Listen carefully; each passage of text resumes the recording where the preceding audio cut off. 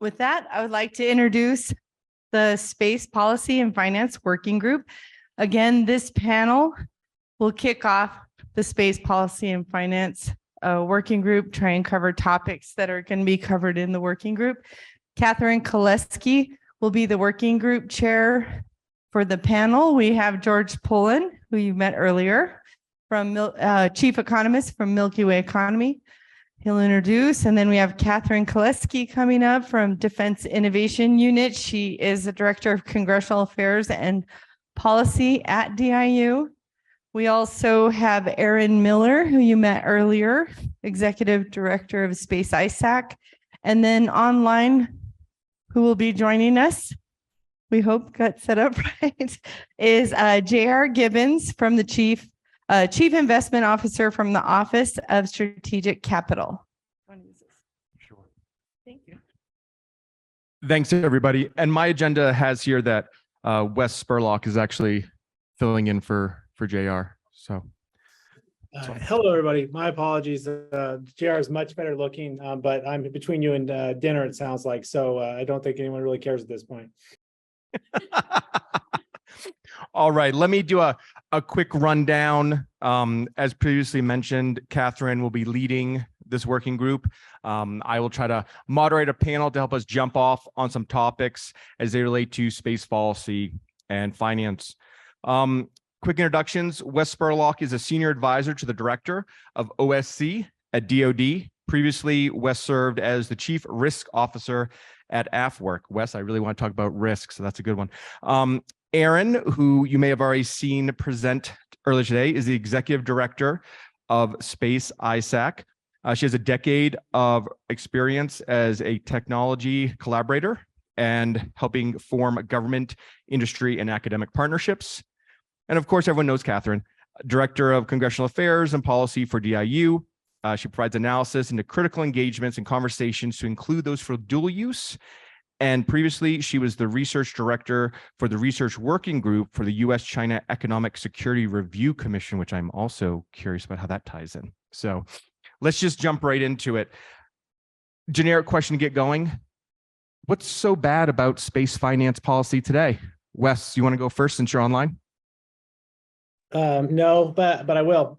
I think the biggest thing that we're really trying to focus on as we stood up OSC is to make sure that we are we have a lot of people operating a lot of silos, whether that's in the private sector, in the public sector, and finding those ways that we can bring them together to make sure we maximize the efficiency, but also that we leverage our competitive advantage. When we talk about finance from the government, our competitive advantage of a country is our private capital markets, especially when we look at the techno-economic competition that we find ourselves in. So I think making sure that it's easier to work with each other is part of that. It's just hard through some of the regulations and bureaucracy, but we've seen a lot of growth in recent years, and we've really got to kind of work together on the government and the private sector side. And it's hard to hate people when you know people. So I'm optimistic that we're headed in the right direction. And then, Aaron, if I could go to you next, along the same theme, what do you see as being one of the regulatory regime challenges? I think that one of the biggest challenges right now is that we have to get organized and make decisions so that we can, I don't know if you noticed my last slide that I ended on said policy implications that affect operations, so that we can, because our policy decisions affect operations, we have to get organized and make those decisions. So what I'm really trying to get at here is this whole conversation about space systems being designated as critical infrastructure. There are direct implications of that were mentioned earlier related to finance and managing risk that way, which was incredibly enlightening to me, considering I've been having this conversation for, I think, 2 years so far. But the other factor is that if space systems were designated as critical infrastructure, then it actually triggers what's laid out in PPD 21, that there would be a government coordinating council and a sector risk management agency that would be designated.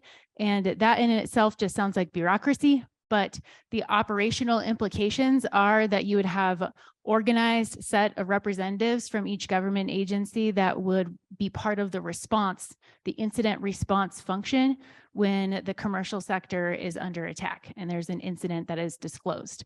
So to me, then one of the biggest barriers is that we have to see the long game here. Like the ultimate goal is to defend and protect our space systems from a commercial and international perspective, and making decisions to do a designation would lead to that. The UK has already done it, and Europe has already done this.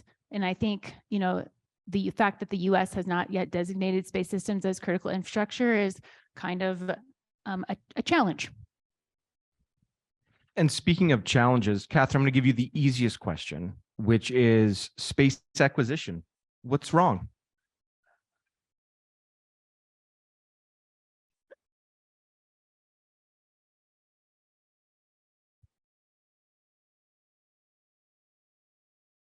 Well, thank you for that very easy question. I think one of the key aspects that a number of the speakers earlier today highlighted was how critical it is to rapidly get capabilities into the field, especially demonstrated in Ukraine. This is something that could be readily applied to a number of other situations going forward. So how do we accelerate that overall acquisition loop to be able to be that flexible? I think there's been a number of changes in the acquisition system. You know, I was looking at the number of new offices that are being created. And, you know, I'm very curious in the overall working group to really dig into, are those new offices, this commercial integration office and the creation of some of these other entities, is that helping with the acquisition pathway going forward? Hopefully it's lowering those barriers to entry. Speaking of barriers to entry, one of the things that a couple of panels hit on, I was on one of them, was the Valley of Death issue. And one of the strategies to address that the SecDev has talked about is a crowd in strategy, where we're bringing in private capital into areas of technology interest that have dual use. As you look at the landscape and the types of policies we would need for that, Wes, what's missing today? Well, yeah, and I don't know, we have some slides. I don't know if we're going to get to that, but at the well, I think it'd be a good, if we can run through kind of what the genesis of our office is, and I think we can answer that question with that. So Awesome. Go for it. if that works, I'll just kick this off real quick. Good afternoon, everybody. Wes Spurlock, Officer of Strategic Capital. Next slide.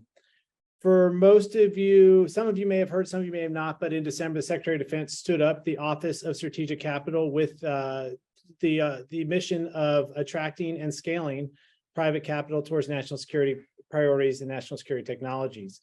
Next slide is good. Those technologies that have been identified from the Department of Defense are these 14 technologies. And if you look there on the bottom left, definitely space is huge into that. And at the end of the day, you know, in layman's West terms, how do I get people to quit investing in TikTok and start investing in quantum computing or in space technology? Like that long-term patient capital, that hardware is what we need. And it's not just the things we buy, but the things that are in the things we buy are where our competitive advantage, the private capital markets are putting dollars to work, especially in the RDT&E space. Next slide. In that, we've had a lot of conversation about, we do a lot of grants. I came from AFWorks, like we said before this. There's a lot of different work in this space in R&D, and we've gone a long way in getting technologies from lab to prototype. But I think in the conversations I've already heard today, and I know I've heard a lot lately, getting prototype to product and product to scale, we kind of look to our private sector to solve that problem for us. And in that, we've seen that that's opened up some vulnerabilities that bad actors can influence our markets in these ways by taking advantage of that. We have the incentives in those markets are one in which people can kind of take advantage of that with investing in this space. And with some of our early stage companies coming on, if they have the opportunity to take bad capital that might end up stealing their intellectual property down the road or going bankrupt, that's not much of a decision. And so while the private sector has done a lot here, our hope is to start to kind of give an alternative to that not really a good option there. Next slide, please. With that being said, it really comes down to incentives. Over the last few years, as the commercial sector has really been big in the RDT&E and developing. We've seen a seismic shift in where we saw about a 50-50 split in 2006 to the point now that 92% of investment in VC is invested in software. That doesn't really help us a whole lot in the space area. And that's something we're trying to focus on by incentivizing those investors to focus on that hardware, and doing that by making those investments look on par to what they would gain through more investments in dog walking apps and the like. Next slide. At the same time that we're seeing products around our government, our incentives just aren't there. When we have the $52 billion over to Commerce for the CHIPS Act to focus on semiconductors, in 2015, 2020, we have 58 U.S. investments in Chinese semiconductor industries. We're seeing a similar conversation in the space space. And then, we've had an estimate $180 billion in IP theft, which everybody in this area is very familiar with. Next slide. Here's one of the things you talked about, the crowd in. Our goal is to crowd in private capital, not to replace it. And it's to attract patient capital. When we think about space, that is long-term investment that goes across the whole sector. And if we don't have the private capital there, the patient capital that's going to be past what may be longer than a 10-year fund cycle that kind of executes in 7 years, that doesn't necessarily work for all the space technologies. That's not going to be there for the long term. So we're left with holes in how we continue to grow this technology in this area. Next slide. With that being said, we're also looking up the supply chain, not just across the TRL, but if we buy F-35s, but we don't buy the magnets that go into it. And we've seen as of late when we have, some of those supply chains become vulnerable because we see adversaries acting in the space that are not in line with the interests of the United States and national security. Those are things that we're trying to focus on with some of the programs we've identified here in the dark squares. One of them I would bring to mind that may be applicable in this space is the SBIC program, the Small Business Investment Company Critical Technology Initiative that we've announced in a partnership with the Small Business Administration. And then I would back us up to Sputnik crossing our skies in 1957 and us realizing that we needed to get after that. At that time, the Eisenhower administration stood up the Small Business Investment Company program, which was would debt lever venture funds to lower the cost of capital for private investors, but also incentivize that capital to deploy in the areas of national security, like we saw in the space race following Sputnik and the like. There's multiple other tools that we've been talking about. Currently, the Department of Defense does not have the ability to execute these, but we're working on that with Congress. And in the meantime, we're partnering with other agencies to gain insight as well as find ways to make sure that we're where there's overlap, we can utilize that mission mandate. Next slide. As I said, there is 118 federal credit programs in the federal government, everywhere except the Department of Justice, Labor, and Defense. And so with us having the mandate to attract or to develop a lot of the technologies that we've talked about, including space, it becomes kind of imperative that we have the ability to have all the tools in our toolbox. Currently, we can do grants, we can do contracts, but everywhere else that we're seeing other tools that in some ways are going to be more effective. And when we talk about the economic instrument as power here, most of the time we mean about just buying things. But what we're working on here and what these tools allow us to do is to use financing, to use tools like loans, loan guarantees, even equity to execute with private capital. And, every one of our investments will come alongside private capital to deploy that into the technology that will be commercially viable, but also will be the technologies we'll need for the future to include space. Next slide. That is really it. Like the biggest thing we're working on here is that we've heard a lot of folks say we need ways to make sure that we have access to capital. Without the access to capital, we will lose these technologies. And we've also heard investors say that as much as I would like to, I can't just decide to focus on the hardware because I won't make the returns to my investors that make this fund viable. And so until such time as we can do that, they're going to continue to be disincentivized to work with the department and in solving these hard problems. And if we can come to the table with some of these tools and actually deploy capital in line with our private capital or our private sector partners, we feel that that will help make a seismic shift in some of these sectors that this becomes applicable, space being one of those. I'll pause there. I know that was a lot, but I wanted to at least lay that out so we can open up the question because we're new and we haven't had a lot of conversations out here. So happy to hear any questions or thoughts after that. No, that was great. You are the newest and shiniest, so that was very helpful. One of the things that I want to dive into was something that Dr. Ezani had said earlier, which is we have to lead by showing a strategic vision to our adversaries. And General Shaw had just mentioned how it's all about better communication. Do we need to communicate our financial strategy? And is that the type of communication that you see your office engaged with?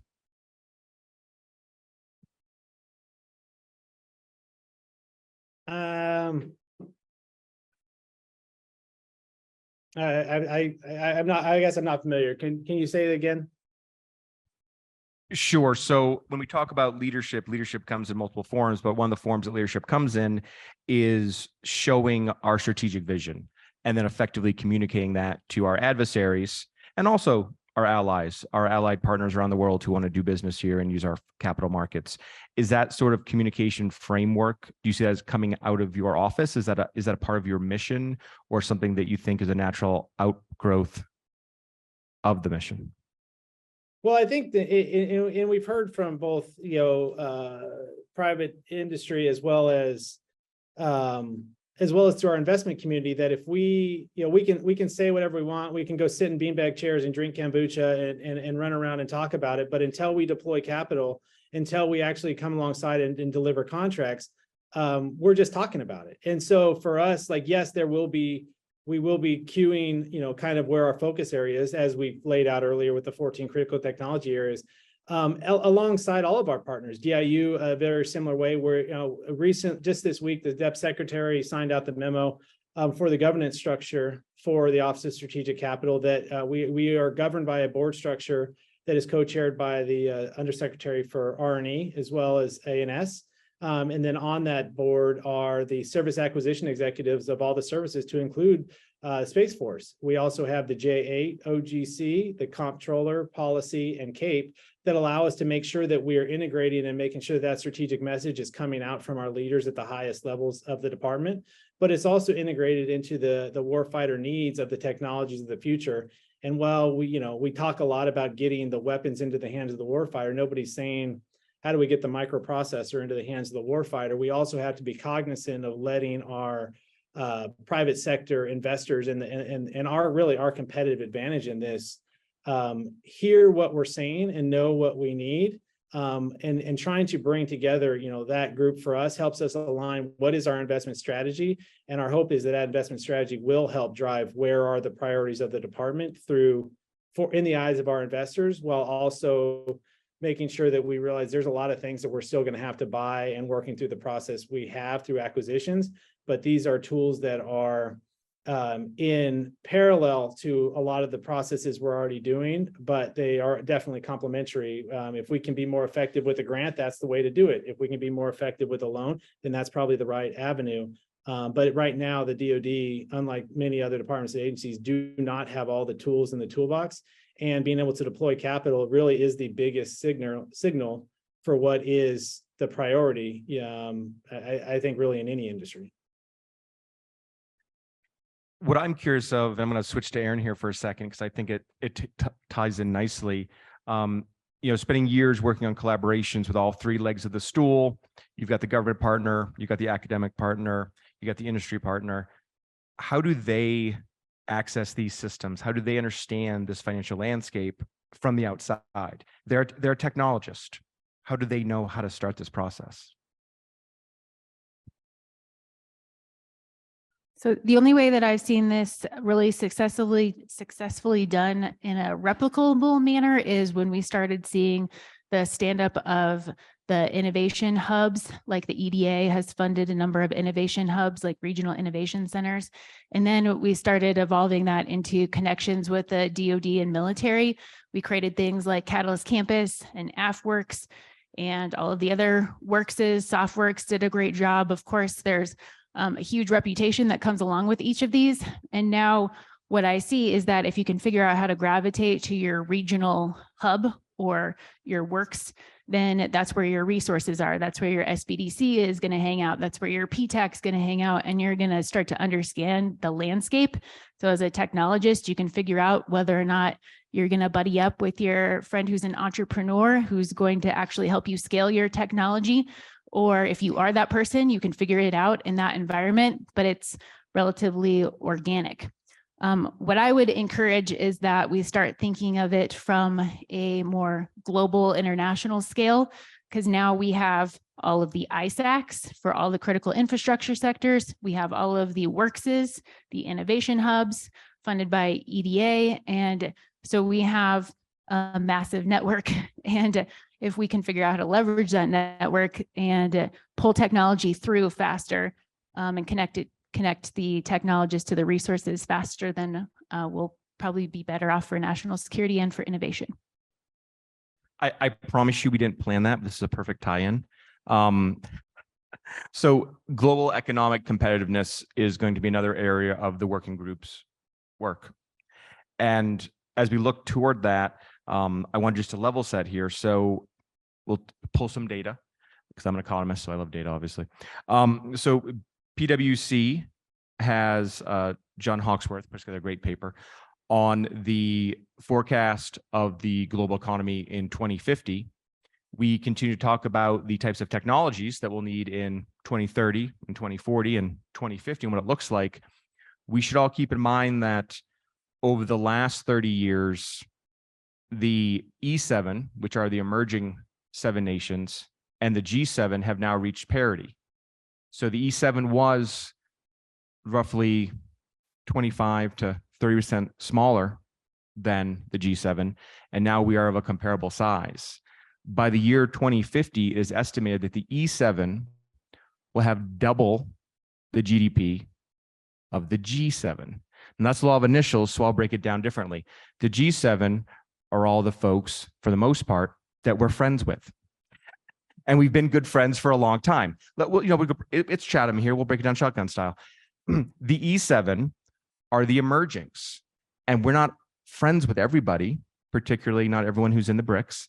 And so I want this to be part of our thought process when we're talking about international engagement and getting the technology we need and the economic growth we need, because we're heading into a period of time where our space technology could be a differentiating factor because our GDP power and position will not be. How do we have that conversation successfully, Catherine?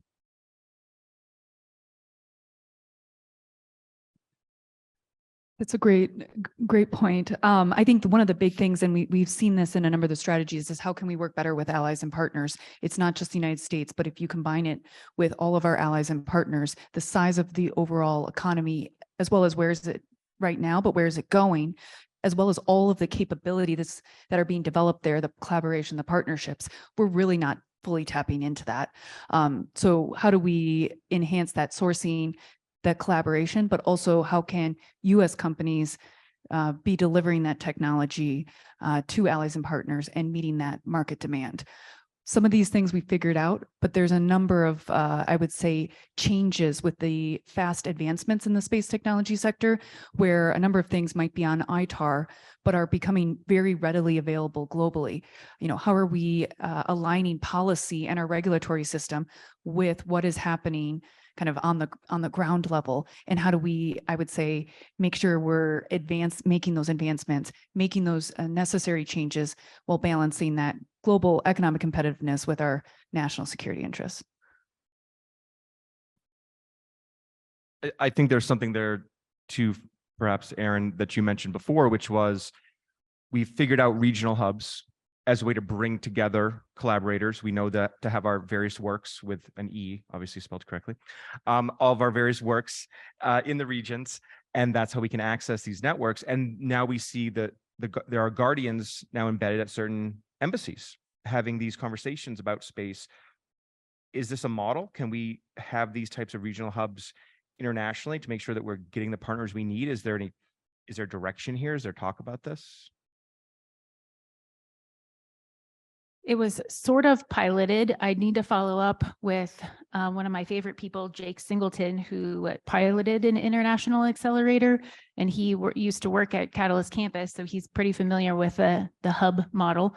But I see it happening in my current role at Space ISAC with the EU Space ISAC. Like, there's an organic community there that I was meeting up with in Europe, where Google and Microsoft and all of these different investors that we think of as global investors are showing up, and they're investing in essentially a tech hub where there's smaller companies that are incubating, and they're also having this conversation about cybersecurity for space and standing up in ISAC. So then the nexus is becoming very obvious to me that safety, security, and innovation all go hand in hand, and people are seeing and latching onto the need to invest into space because they know that this is the future of humanity, and it's also a huge potential for all of our economies. And if we don't tap it, then we're going to miss out on something.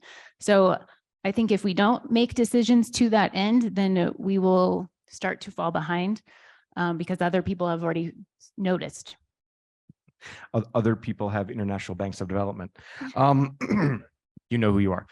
So I think Wes, this ties back to you as well as we look at the various authorities that the new kid on the block has. And if we talk about the idea of loan programs and the ability to extend loan programs, would those also potentially be not just for domestic entities, but maybe selected foreign partners? Is that contemplated? Is that a direction you might go in? Currently in the conversation, I mean, everything's on the table. There's not really, it's not really in our initial intent right now. Obviously, programs and organizations like the Development Finance Corporation and different areas there do have those authorities to focus on it. It's just the national security kind of mandate. We are definitely in a crawl, walk, run approach, as DoD has not had these authorities as of late. We're trying to leverage those partnerships to get there. At the end of the day, like right now, we do not. I mean, you said all the new authorities. We're not. DoD does not currently have the authorities to make loans or loan guarantees as directed by Congress. So that's one of the things that we need to work on. And as that clears up in the future, if it does, then we will know exactly where we can operate based off of the direction of Congress. In the meantime, we'll work with partners like DFC or XM or other partners out there that do have that mandate as well as those authorities to get there. But I mean, I think to the conversation on when we look at the Great Power Competition, a lot of what we've seen in this for our technologists and our investors in this Great Power Competition or this techno-economic competition is sticks. I mean, for the most part, we hear ITAR, we hear CFIUS, we hear what people can't do. And I got two daughters, and if I only told them what they couldn't do, and with sticks and did not give them allowance or get them birthday presents, we have to get those incentives in the right way to make sure that we have those carrots, or we just become kind of more of a burden than a value added to the equation. So your question on, is there an eye towards the international investment space? There's obviously places that we need to execute on that. But based off the authorities we're working with, like organizations like SBA right now, in our SBIC partnership, that's not a viable option just because SBA's authorities are domestic. If given those authorities, we would definitely analyze how to be effective in that space. And we do know that there is a huge allies and partners area that we need to be effective in and make sure that we bring all the tools to that conversation. Excellent. I do not have a watch on. Does anyone know what time it is? 35 after. 25 before dinner. Is that what I'm hearing? Okay. I'm just putting it in terms that we can all understand. All right. At this point, we can open up for discussion. Happy to field questions. Happy, obviously, to subject Wes to any hard questions since he's the newest, or you can ping Aaron, Catherine, or myself. I see Scott coming up.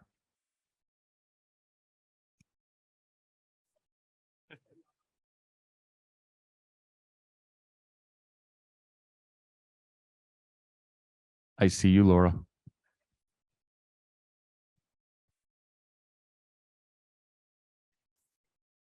need to understand this. Let's say in a world that you were given the authorities to make capital available to the E7. What actually happens with that IP? Does the United States actually own a piece of that? I mean, how do we get the value add back here into the United States? If that were to happen. How would I do it?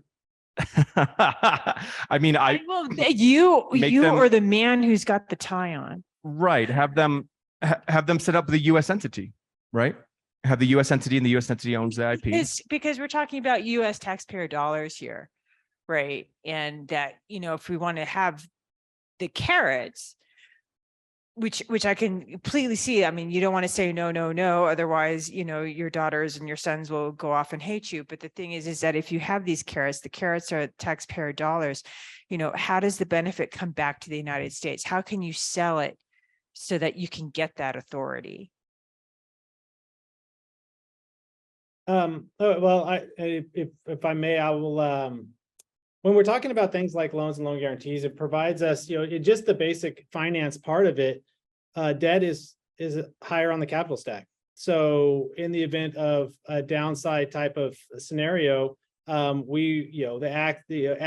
a debt holder, we have the ability to access that IP. That is an option. And that, that's not necessarily the worst option, especially in my slide where I talked about losing $180 billion to IP theft from foreign adversaries. That is one thing. Currently, if we on grants and contracts or even in equity investment, first, bankruptcy happens, the taxpayers are paid, and then we go into, debt, and that on down, that's, the proceedings there. But then what we've seen is a lot of these technology companies, I'm speaking mostly domestic, those companies go bankrupt and then they're bought for pennies on the dollar in bankruptcy court by foreign adversaries. And we really have no say in that. And we really don't have insight into when that's going to happen there. There is some goodness in working with it, especially when we're partners with private capital, like private equity, venture funds, growth equity, those kind of things. They have a good option on making sure that it's commercially viable and that we're not, the downside risk is minimized if we're going to underwrite the loan. And then I would kind of point to, it's not just about the benefit to that is, especially when we're working with in the domestic side, because that's most of our focus right now, where a lot of our research has been. We look at things like where, Tesla had a $435 million loan from the Department of Energy that built their Fremont facility and allowed, it's kind of a catalyst to grow the EV space. So if you want to drive your Model S past your neighborhood, that doesn't happen without that loan. And for the taxpayers, that money was paid back with interest in 3 years. And now, Tesla has kind of led a lot of the market in the EV space. That same thing is kind of applicable across the government programs that work on this. But as far as return to the taxpayers, here's what I would offer to you. And I'm talking domestic just because that's where my brain has been focused.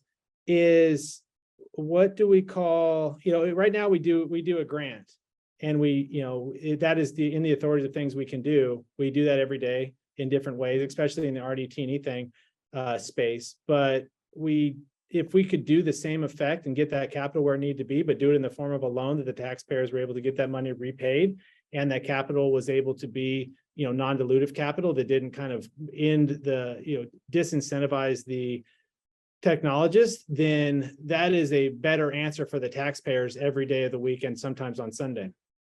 Is that scratch the itch? I'm sorry.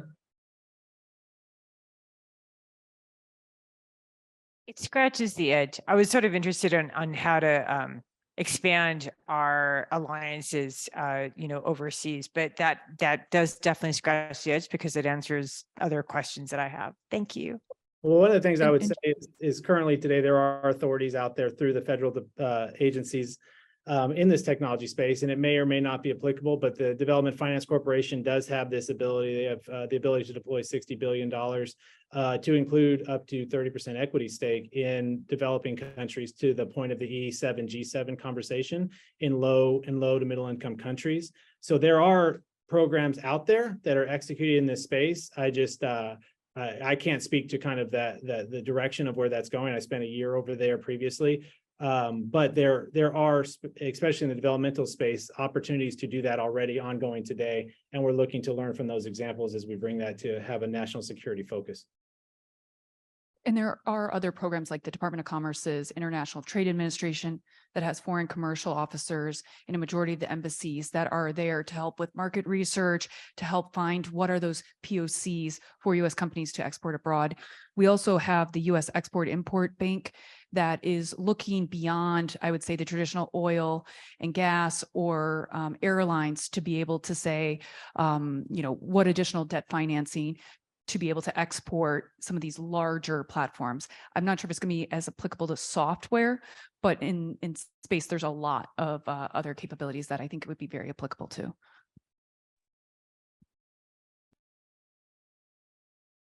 Hey, Wes, Bruce Cahan. I've talked to Jason and Eric of your office, so I'm really glad that you're here virtually.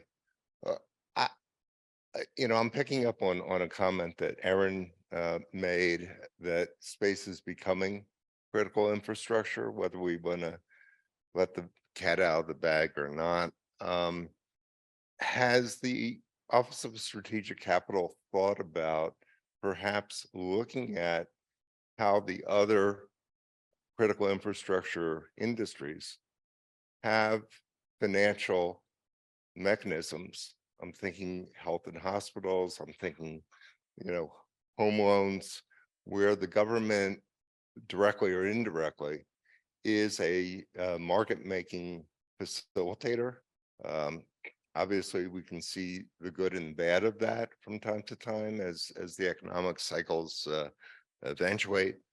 But clearly, the standardization of how investments are made in those critical infrastructure industries is routine.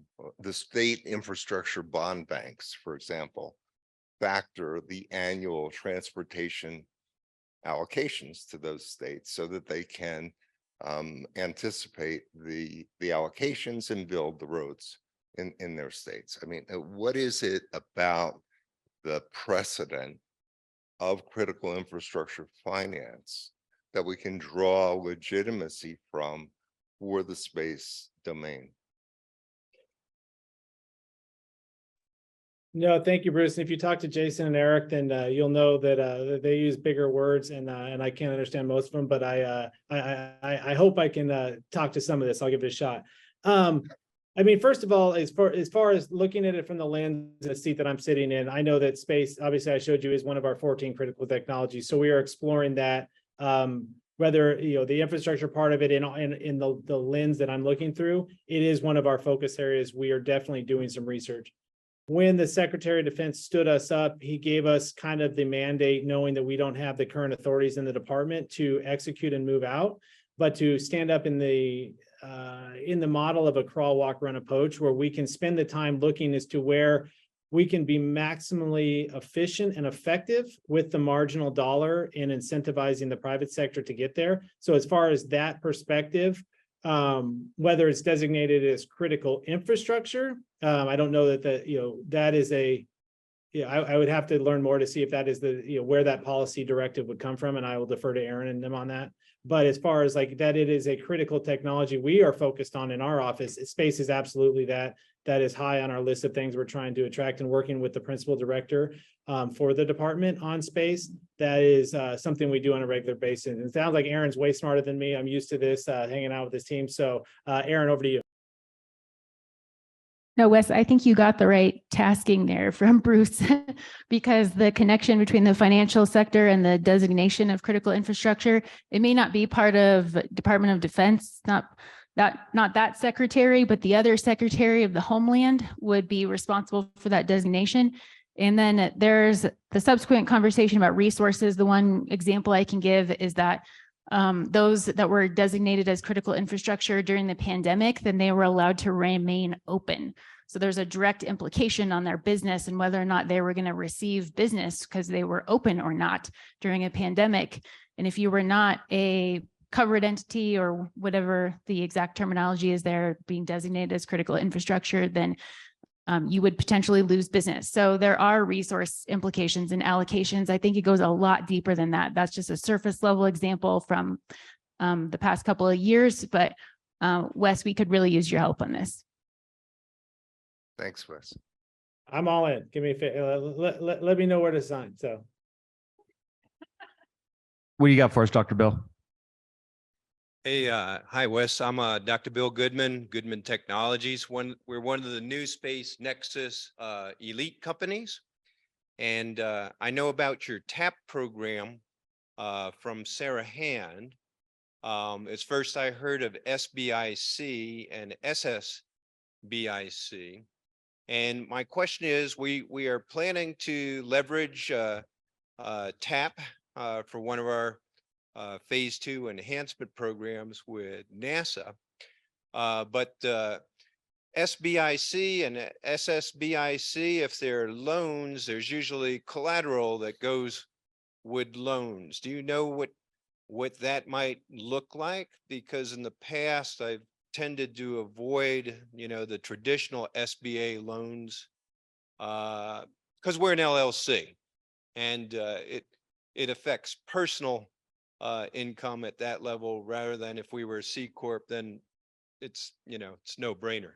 Could you comment on collateral for those types of loans? finally, a question I kind of know. So we're halfway there. Okay. So first of all, SBIC is the SBA's program that's been around since NASA Crossed the Skies, and it came out in 1958. And it was in 1960, 2/3 of all venture capital was backed by the SBIC program.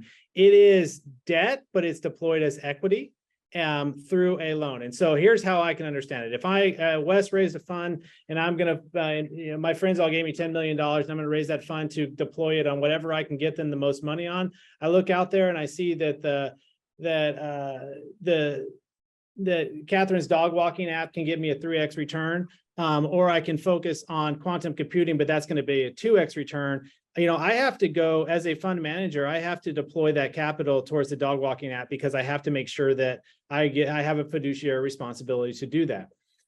If my fund was licensed as an SBIC, what that could happen is once I raise the $10 million, I could then call on the debt. We could raise it as much as 2 to 1. So if I had a $10 million fund, I could raise that $20 million. So now I have $30 million to deploy, but I'm some percentage, 60, 70, whatever the percentage based off of the contract will be deployed in the focus in the space, in some subsector of space that is critical to the national security. So what, and since I knew that was going to be a 20 or 2x return on the fund. So if I had, 10 million, I raised 3x, that's a $30 million. I deploy that. My investors get 3x in the dog walking app, but I took a $20 million loan. I deployed $30 million as the fund, and I raised 2x. Now I have a $60 million fund at the end of the cycle, and I pay back the loan and we pay back the interest. So I pay back the 20, I pay back the 5, and now I'm a $35 million fund, and I deploy that to my LPs. We as the government got our money back with interest. The LPs gained, they got a 3.5x return, which is more than they would have gotten by the dog walking app. And we as the taxpayers are able to deploy $30 million synced up into a sector that is critical to our infrastructure, to our national security, per this conversation. That's how the SBIC program works. Believe me, that is very flippant, off the cuff. Jason or Eric or the team would lay it out in an Excel file, and we'd all have a lot more fun with it. But that's the basics of the program that we're working with the SBA on, that they've been doing this for years. They're doing some rule changes that'll help us incentivize the national security investment space, especially in the hardware. As far as there's SBIC, CTI is the SBIC Critical Technology Initiative. That is the one that we are partnering with the SBA on. And then you said a term that I think is also out there, the SSBCI is a treasury program that they deploy at the state level. I think they have like $60 billion, if I remember correctly, that has been deployed in a similar space. We have definitely worked on ways to partner with them in different investment areas, but that is not under the purview of us at this time. We just work through partnerships to get there. So it's not a loan, it's being deployed as debt. It's a lower cost of capital. It lowers the weighted average cost of capital for the investment fund, allows them to increase their ROI. But it also, since the ROI for the national security is not just our IRR. See, these are terms that Jason taught me. The internal rate of return. I often I just throw them out there sometimes. We are able to align incentives towards these technologies, but also do it in a smart way, leveraging the incentives. Our competitive advantage is the private capital markets. We have a lot of that out there. If we can align our incentives, there's no one that can stop us. And that's really the focus of those programs, but it's not one in which you would take a loan and then you would mortgage your house. It's one in which the LP or the general partner of the fund takes that loan. And then they deploy it into the sector so that the fund would be investing in you and then they would get those returns. And so sorry, that's the end of everything in my brain today, but I wanted to at least use a vignette there if that works. That was an excellent answer. Thank you. Gone Heat is not working on dog walking apps, so he's going to have a really tough question too for everybody. Thanks for that. Hey, my name's Gandhi. I'm from Catalyst Space. We're working on closing our second financing round. So I spend most of my days talking to VCs. And Wes, you're right. Those GPs have that obligation to LPs. But if you take a step back and talk about the panel's discussion on the Valley of Death, how do we validate the demand signal from the government for defense-focused technologies? SaaS is a very well-known, well-understood, validated business model. That's what makes it boring. Space is unvalidated. That's what makes it exciting. It's easy enough for us to get letters of support, MOUs, even SBIRs, right? But to take it to that next step, how can I point to a government demand that we can size in terms of dollars so we actually do understand that it's going to be a 3X or 2X or what the ROI is going to be? Thanks.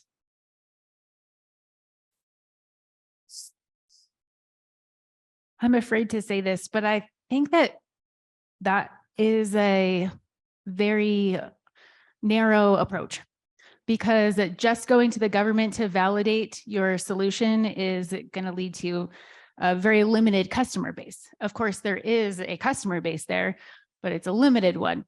Unless you want to start looking at, I mentioned earlier, there's 50 government agencies, US government agencies that have space as part of their mission, and you can reuse your solution for all of them and they would all buy from you. That's just my gut reaction to that is, and I know many of you know way more about this than I do, is diversify and go after the commercial sector as well. But I think the government will always, and the military will always continue to be, it's a high relationship environment. So you have to work with them and collaborate with them to develop their requirements and needs. And it's a long-term initiative to work together. It can't be the sole source of funding for your product or service. Aaron, did you want to add to that? Anything? Oh, you mean Catherine? Sorry. The other one. I think that's one of the struggles, and I would be very happy to get feedback on, the DoD and the US government has tried to signal. We've released a number of strategies. Has that been effective? Are you clear on what the capabilities that the US government is wanting in the next 5, 10, 20 years? Based on some of the expressions in the room, that's a no. There was some nodding that went like that. The no. Yeah, direction. that was very, Yeah. it was very strong. So one of the things that I would love to get feedback on is what is a demand signal? What is an actual demand signal that you guys see? There are, I would say, the short-term contracts of, we're awarding, but what are the signals for the next 5, 7, 10 years that you are going to be effective for you guys?